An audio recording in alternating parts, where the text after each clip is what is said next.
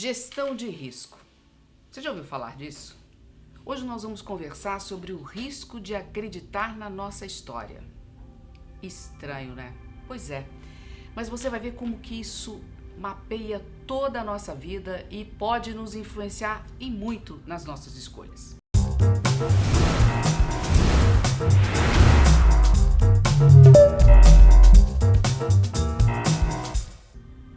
Eu sou Andréia Loures Vale e hoje nós vamos conversar um pouco sobre exatamente qual a influência da história da sua vida nas suas escolhas em todas as áreas possíveis e imaginárias. Bom, eu tenho certeza que você já deve ter ouvido falar nas diversas gerações que vêm sendo nomeadas nos últimos tempos. Então a gente tem os baby boomers, a gente tem a geração Z, Y, Alpha, enfim, um monte de letras aí para marcar o quê? Marcar as diferenças de entendimento de cada geração. E o que eu queria chamar a atenção é que hoje em dia a gente tem muito mais mudança do que a gente tinha há 20, 30 anos atrás. E olha só, se você parar para pensar na vida que os seus pais levaram, ou na vida que os seus filhos levam, ou até mesmo na vida que os seus avós tiveram, você vai talvez entender a dificuldade que é de conectar com essas gerações diferentes. E eu não estou falando simplesmente se você for um executivo, se você for um gestor de pessoas, mas eu estou falando para você que é pai, para você que é mãe, para você que é filho, para você que é filha.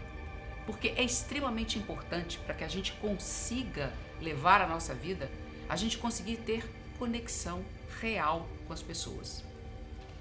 E mais uma vez, o que uma coisa tem a ver com a outra? Lembra que eu falei que a gente ia conversar sobre o impacto que a sua história de vida tem? Pois é, imagina que você conviveu com pelo menos 2 gerações ao seu redor, a dos seus pais e talvez a dos seus avós. E agora convive com a geração dos seus filhos.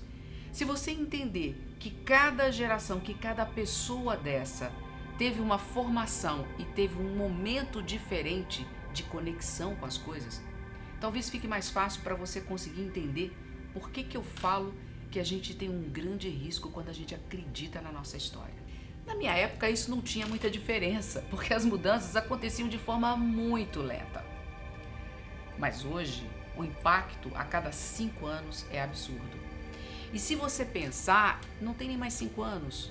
Com a pandemia do Covid, em 2 anos, o caos se instalou.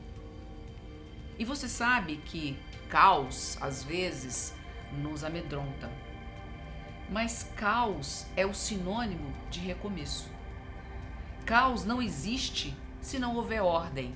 Nós não nomeamos caos simplesmente porque a gente acordou e resolveu nomear caos.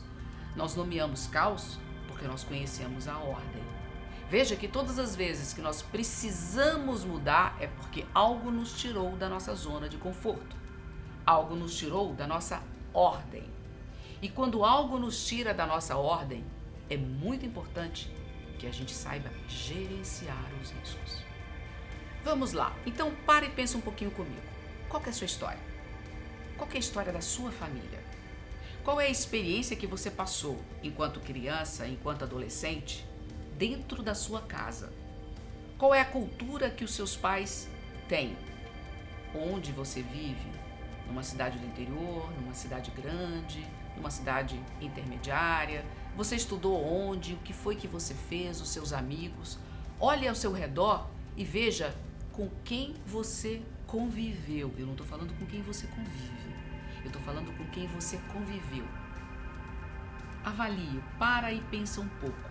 Porque é muito importante você conhecer a sua história até aqui para você entender para onde você vai e quais são as mudanças que você tem que fazer em você antes de qualquer coisa. Porque se você não entender o teu entorno, a sua história, você vai sempre correr o risco de acreditar nela. Sabe por quê? Porque ela nunca vai ser igual. A sua história, junto com os seus pais, é uma. A sua história totalmente sozinho ou com uma outra família, vai ser diferente. Bom, agora vamos para uma outra etapa. Em que momento você se liberta dessa história que você quis acreditar? Em que momento você consegue dar uma virada e entender que é você que vai construir a sua vida com as suas experiências e, evidentemente, aproveitando tudo que te ensinaram, por tudo que você passou, para que você possa construir algo com base. Porque é isso que nós temos, valores, moral, tudo aquilo que você construiu enquanto família com os seus pais, ou com seus avós, ou enfim, com quem te criou, né? E a partir daí você entender que quando você muda, você tem que parar de acreditar na história que disseram para você.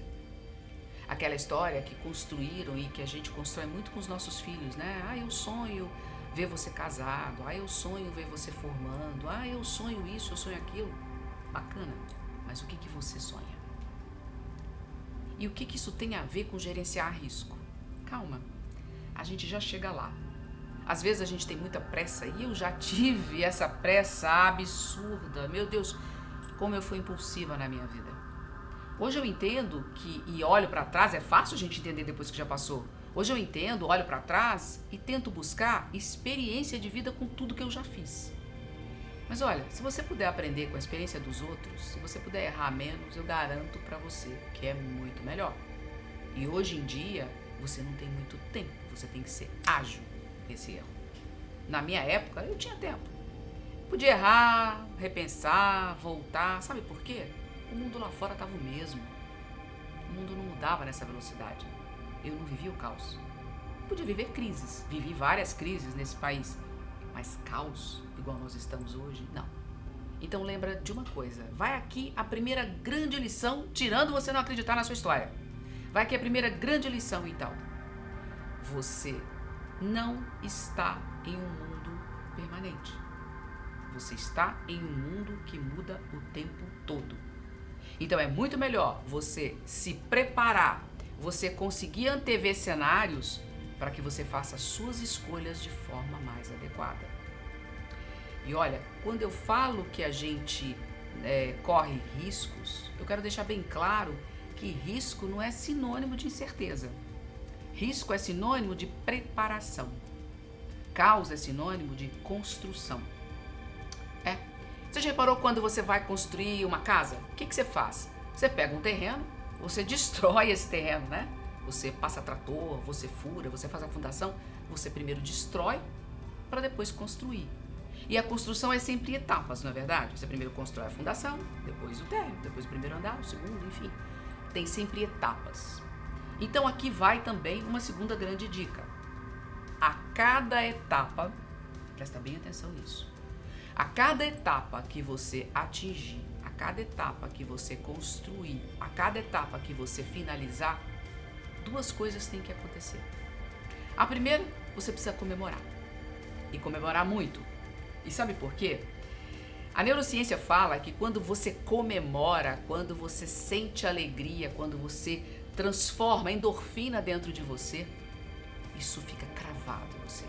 Essa é uma experiência que vai ser marcada o tempo todo como fundamental.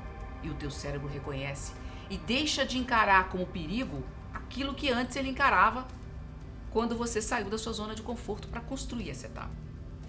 E a segunda coisa, a cada etapa, a cada passo finalizado, você tem que parar e analisar o seu todo. Eu fiquei mais próximo de onde eu quero chegar? Eu estou no caminho certo? Porque planejar é essencial, mas saiba que o planejamento muda o tempo todo.